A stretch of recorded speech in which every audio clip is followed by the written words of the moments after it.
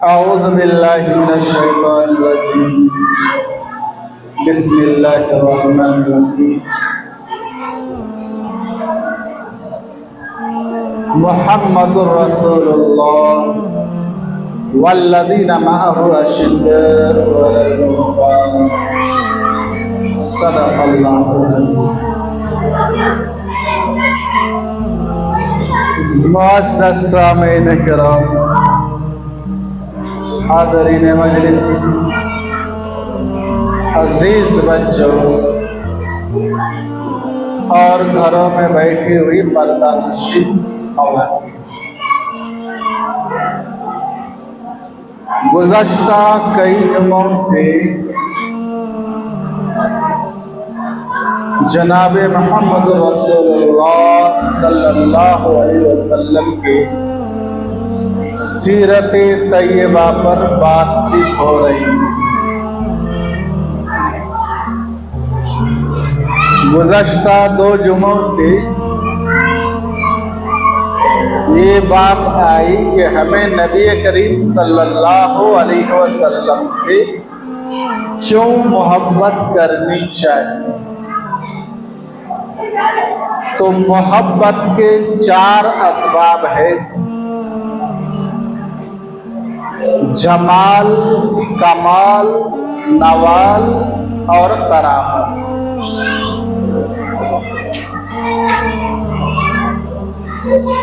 ان 4 اسباب کی وجہ سے ایک شخص دوسرے سے محبت کرتا ہے، لیکن یہ چاروں اسباب نبی کریم صلی اللہ علیہ وسلم کے ذات اقدس میں مکمل طور پر پایا جاتا ہے۔ جمال پر بات ہوئی تھی کہ آپ صلی اللہ علیہ وسلم سے زیادہ حسین خوبصورت اس جہاں میں کوئی نہیں۔ یا صاحب الجمال یا سید البشر۔ اللہ تبارک و تعالی جو جمیل ہے، اپنے حبیب کو جمال خوبصورتی عطا نہ کرے، ایسا ہو ہی نہیں سکتا ہے۔ دوسرا سبب آپ کے جمال کی ایک اور واقعہ حضرت عائشہ کے اس قول سے تائید ہوتی ہے کہ نبی کریم صلی اللہ علیہ وسلم اندھیری رات میں جب اپنے حجرہ میں تشریف لاتے تھے تو آپ کے چہرے کی نور کی وجہ سے میں سوئی میں دھاگا پرو لیتے۔ اتنا حسین خوبصورت نبی کریم صلی اللہ علیہ وسلم کی ذات اقدس ہے۔ دوسرا سبب ہے کمال۔ کمال پر کسی قدر بات آئی تھی کہ کسی کے اندر اگر کمال ہو، ہنر ہو، تجربہ ہو، کسی کام میں اسے مہارت ہو، اس سے بھی لوگ محبت کرنے لگتے ہیں اس کی مہارت کی وجہ سے۔ یہی وجہ ہے کہ بزرگان دین میں بہت سارے ایسے بزرگ گزرے ہیں جو دیکھنے میں خوبصورت نہیں تھے، لیکن کارنامہ ان کا کچھ ایسا ہے کہ لوگ نہ چاہتے ان سے محبت کرتے۔ نبی کریم صلی اللہ علیہ وسلم کے اندر کمال کوٹ کوٹ کر کے بھرا ہوا، اتنے کمالات ہیں کہ ہم اسے بیان بھی نہیں کر سکتے، ہماری زندگی ختم ہو جائے گی۔ مکہ میں ایک پہلوان ہے، رکانہ پہلوان۔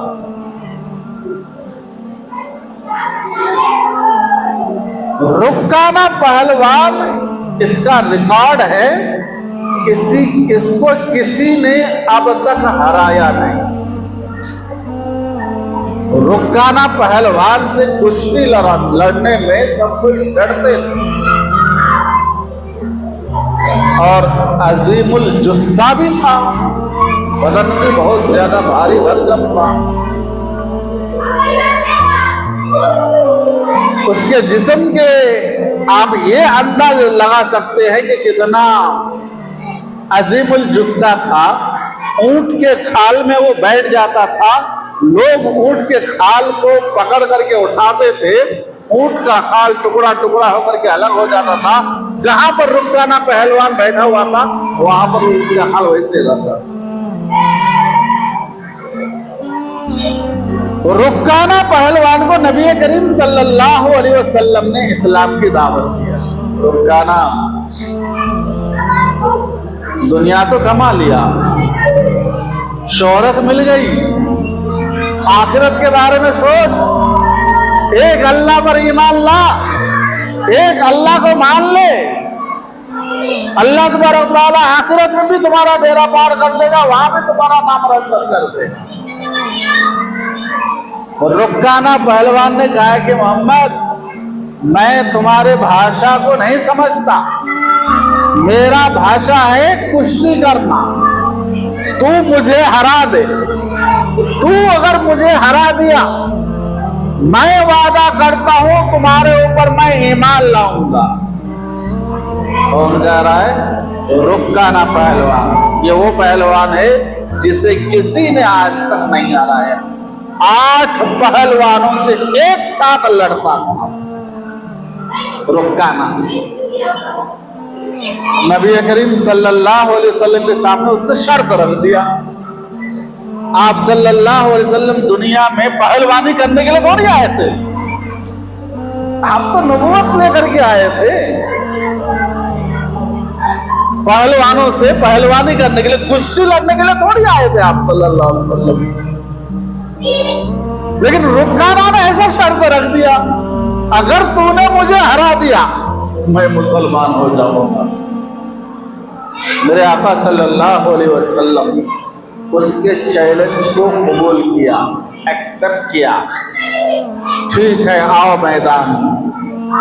رکانہ لنگوٹ پہن کر کے آیا، نبی کریم صلی اللہ علیہ وسلم نے اپنے آستین چڑھایا، دونوں کے درمیان کشتی کا کھیل جاری ہوا۔ نبی کریم صلی اللہ علیہ وسلم تھوڑی دیر داؤ پیچ کرنے کے بعد رکانہ پہلوان کو اٹھا کر کے اوپر لے کے آیا، ایسے اوپر لے کے آیا جیسے کوئی مرغی کے چوزا کو اٹھا کر کے اوپر لے کے آتا۔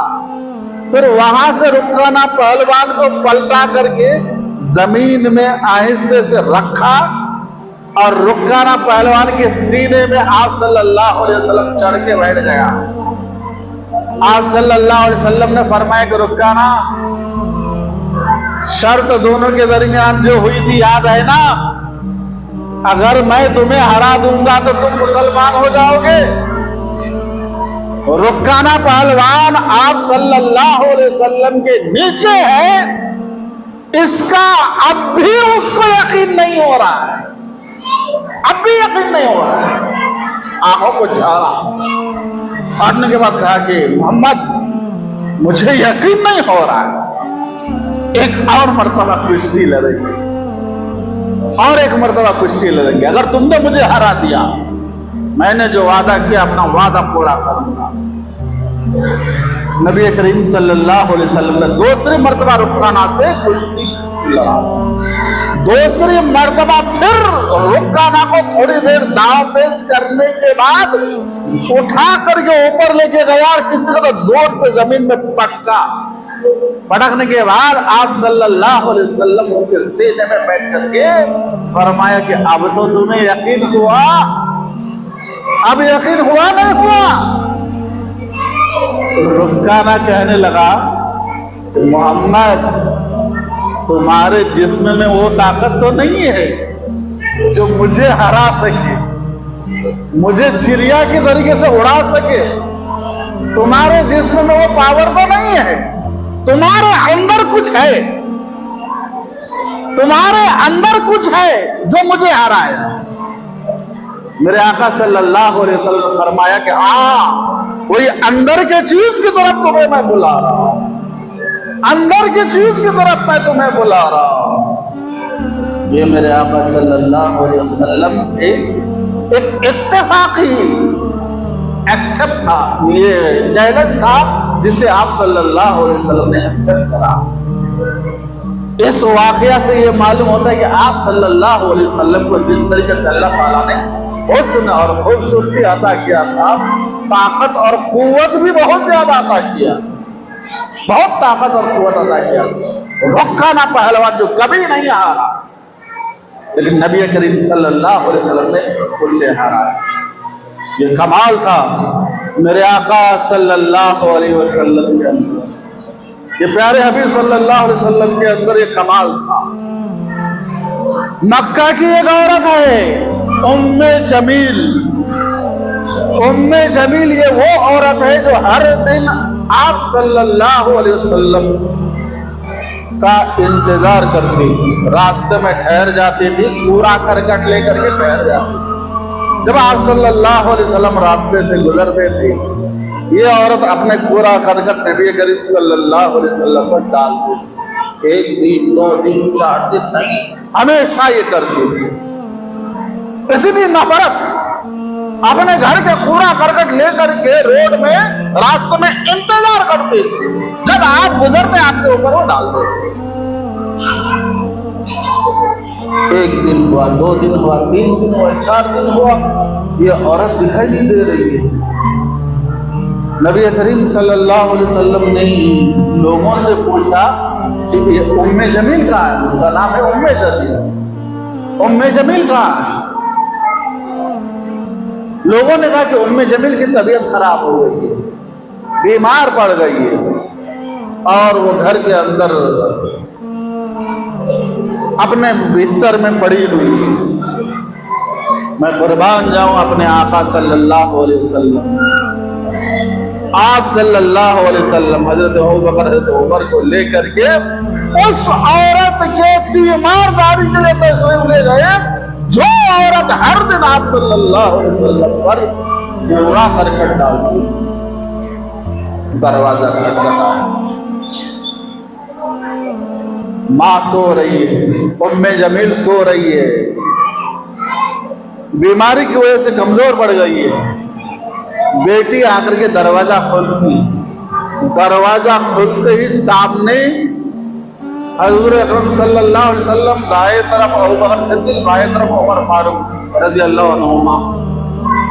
बेटी देख करके हक बगा गई, शक बगा गई, ताज्जुब करने लगी, फिर दरवाजा बंद करके भागी माँ के पास। माँ के पास आकर कहने लगी, अपनी जान आज दुश्मन हमारे दरवाजे पर खड़े हैं। कौन बेटी? वही तुम जिस पर हर दिन कूड़ा करकट डालती थी, मोहम्मद और उनके दोस्त तुमसे आज बदला लेने के लिए आए। उम्मे जमील कहने लगी कि हम क्या कर सकते हैं, चलो हम उनसे अमान ले लें। बेटी डरते डरते गई, दरवाजा फिर दोबारा खोली।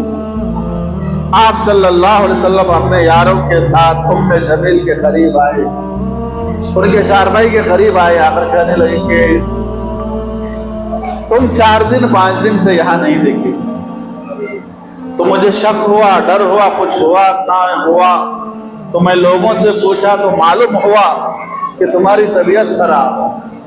मैं अपने दोस्तों के साथ तुम्हारे तीमारदारी के लिए आया हूं, तुम्हारे मिजाज पूछने के लिए आया। बताओ उस औरत के दिल में अल्लाह ताला कितना मोहब्बत अब डालेगा। जिसके इशारे पर ये काम वो करती थी, कोई उस औरत को देखने के लिए नहीं आए, मिजाज पूछने के लिए नहीं आए। जिसके ऊपर जुल्म करती थी, अत्याचार करती थी, जिसको बेइज्जत करना चाहती थी, बेइज्जत करती थी, वो शख्स आज उनके तीमारदारी के लिए उनके सराहने के पास खड़े। उम्मे जमील की आंखों में आंसू आ गया, आंसू आ गया। या रसूल अल्लाह, मैंने आपको बहुत सताया, मुझे माफ कर दीजिए और मुझे सबसे पहले माफ कीजिए, मुझे कलमा तैयबा पढ़ाइए। कलमा तैयबा पढ़े और मुसलमान। रुखाना भी मुसलमान हुआ, अपने वादे के मुताबिक इस्लाम के बहुत कुछ खिदमत किया। उम्मे जमील भी मुसलमान हुई। ये क्या था?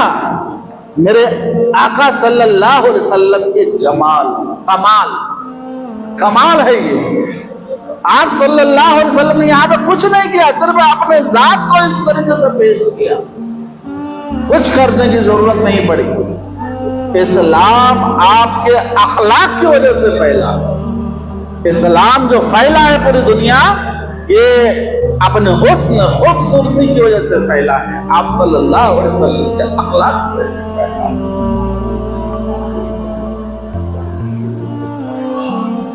आप सल्लल्लाहु अलैहि वसल्लम एक यहूदी से कर्जा लिया था, एक यहूदी से कर्जा लिया था। वो यहूदी आ गया अपना कर्जा मांगने के लिए। नबी करीम सल्लल्लाहु अलैहि वसल्लम ने फरमाया कि भाई मेरे पास तुम्हें लेने के लिए कुछ नहीं।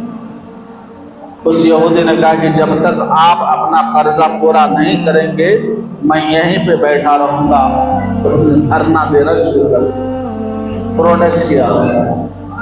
नबी करीम सल्लल्लाहु अलैहि वसल्लम ने फरमाया कि तुम्हारा हक है, तुम्हारा मेरे ऊपर कर्जा है, तुम चाहो मुझे पाबंद बना सकते हो। नबी करीम सल्लल्लाहु अलैहि वसल्लम भी उस यहूदी के सामने वहीं बैठे। 5 नमाजें उस यहूदी के पास आपने अदा की। मस्जिद नबवी नहीं गए, जाकर नमाज नहीं पढ़ाई। जोहर, असर, मगरिब, इशा, दूसरे दिन फजर की नमाज भी वहीं पे पढ़े।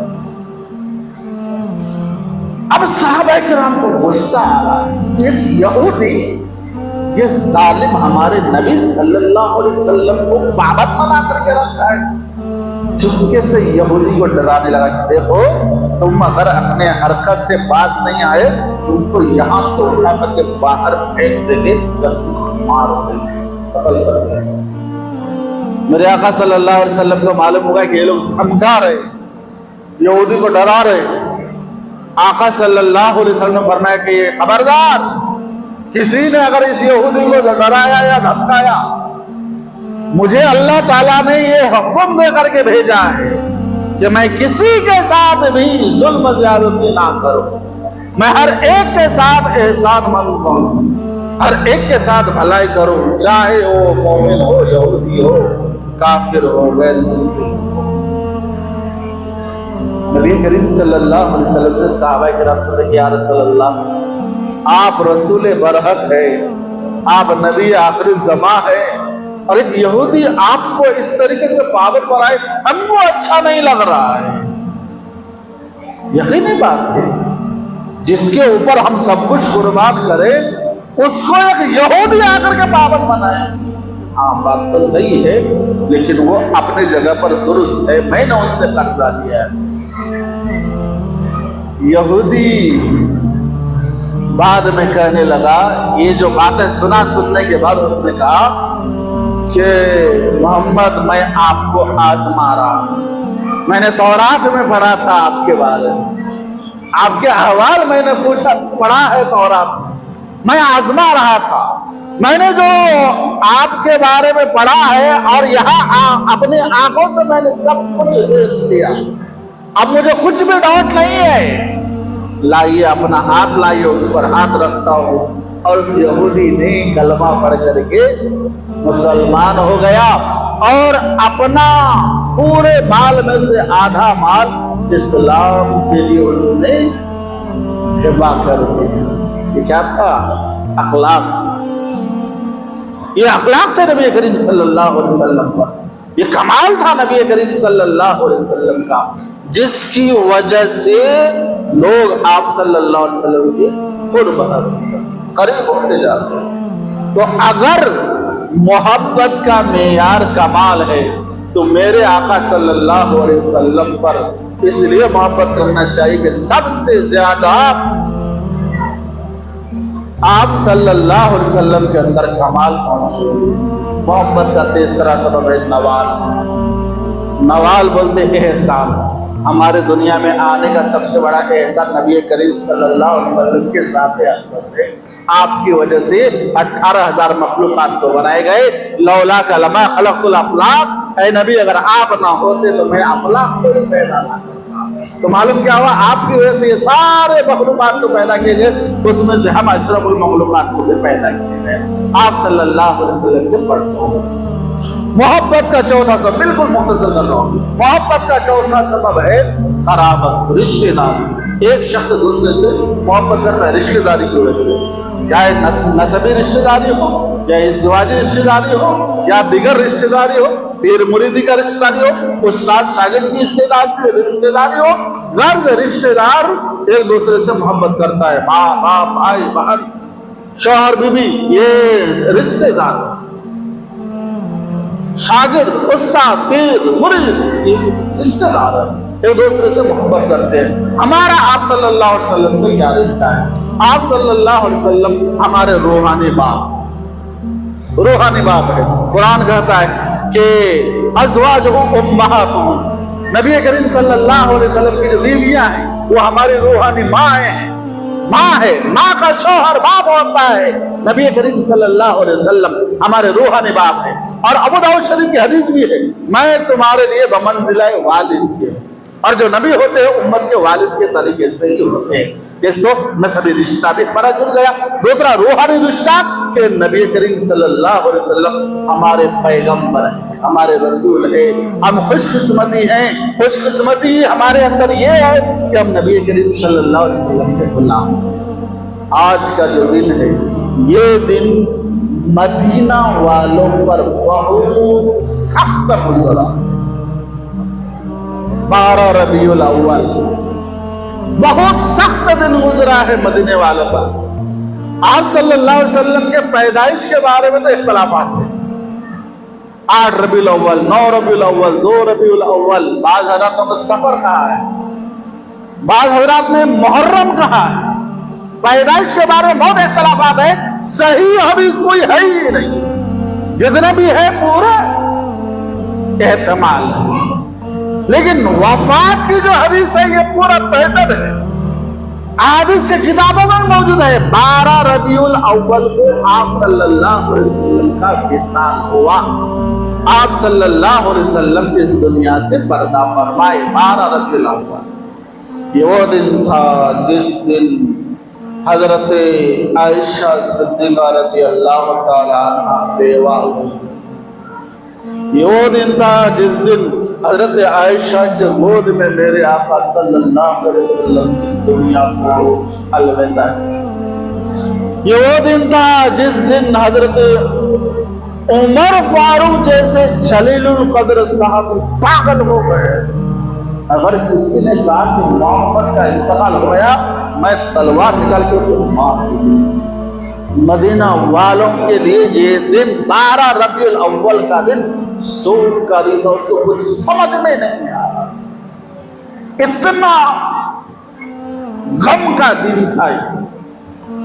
نبی کریم صلی اللہ علیہ وسلم سے جو صحابہ کرام کی محبت تھی، اس محبت کی وجہ سے کہ آپ صلی اللہ علیہ وسلم ہائی وولٹیج ایک کرنٹ صحابہ کرام کے لیے ہائی وولٹیج کرنٹ تھا، اور یہ کرنٹ اچانک گل ہو جائے، بند ہو جائے، سامنے والوں کے اوپر کیا اثر پڑے گا؟ تو یہ دن 12 ربیع الاول کا دن صحابہ کرام کے بہت زیادہ افسوس اور غم کا دن تھا۔ اس دن آج عجیب اتفاق ہے، جمعہ کا دن ہے، 12 ربیع الاول ہے، اس دن نبی کریم صلی اللہ علیہ وسلم پر کثرت سے درود، یہ درود پر الٹا ہمارے لیے فائدے کی چیز ہو رہی گی۔ تو اس دن کو خوشیاں تو نہیں منانا چاہیے، 12 ربیع الاول کو خوشیاں تو نہیں منانا چاہیے۔ میں نے بولا دیگر جتنے بھی علماء کرام ہیں، کسی نے بھی 12 ربیع الاول کو پیدائش بتایا ہی نہیں۔ آپ صلی اللہ علیہ وسلم کی پیدائش ہمارے لیے خوشی ہے، ہمارے لیے بہت خوشی کا دن ہے۔ آپ کا دنیا میں تشریف لانا ہمارے لیے بہت بڑی فخر کی بات ہے، لیکن آپ کا جانا اس سے کہیں زیادہ ہمارے لیے نقصان غم اندوز ہے۔ یہ 12 ربیع الاول جس دن حضرت فاطمہ الزہرا رضی اللہ تعالیٰ عنہ کہتے ہیں کہ آج کا دن 12 रबीउल अव्वल को सुबह इंतकाल करे नबी करीम सल्लल्लाहु अलैहि वसल्लम, ताकि आज का दिन मेरे ऊपर इतना ज्यादा गम लाया है, अगर इस गम को मक्का के पहाड़ों पर डाल दिया जाए, मक्का के पहाड़ रेजा रेजा हो जाए। ये वो दिन है जिस दिन आप सल्लल्लाहु अलैहि वसल्लम इंतकाल किए 12 रबीउल अव्वल। उस दिन के बाद से लेकर के अपने वफात तक हजरत फातिमा तो ज़हरा रज़ी अल्लाह ताला अन्हा को किसी ने हंसते हुए नहीं देखा। ये नबी की लाडली बेटी है, नबी की शहजादी है, जन्नत के औरतों की सरदारनी है। इतना गम मना रही है कि अपने वालिद के इंतकाल के बाद गालिबन 40 दिनों तक बाहयात रही। इन 40 दिनों में कभी हजरत फातिमा ज़हरा को किसी ने मुस्कुराते हुए, हंसना तो दूर की बात, मुस्कुराते हुए नहीं देखा। मेरे नबी सल्लल्लाहु अलैहि वसल्लम अगरचे हमसे 1500 साल पहले, 1450 साल पहले, 1450 साल पहले पर्दा फरमा गए, लेकिन आप सल्लल्लाहु अलैहि वसल्लम के अखलाक, आदाब, तकवार ये सब हमारे पास मौजूद है। आपके दीन हमारे पास मौजूद है, उस पर आप और हम सब अमल करें, अपने जिंदगी को नूरानी बनाए, अपने नबी के सुन्नतों के मुताबिक अपने जिंदगी की सुधार करें, क्योंकि नबी करीम सल्लल्लाहु अलैहि वसल्लम के साथ ये वो ज़ात है जो हमें दुनिया में भी रहनुमाई करते हैं और आखिरत में भी रहनुमाई करने वाले हैं। आपके शिफात के बगैर कोई शख्स जन्नत में दाखिल नहीं हो सकता। तो वहाँ भी काम आने वाले, वहाँ भी आप सल्लल्लाहु अलैहि वसल्लम उसी की शिफात करेंगे जो दुनिया में खुराफात बिदआत नहीं फैलाया। तो बिदआत से बचे, खुराफात से बचे, गुनाह कबीरा से बचे।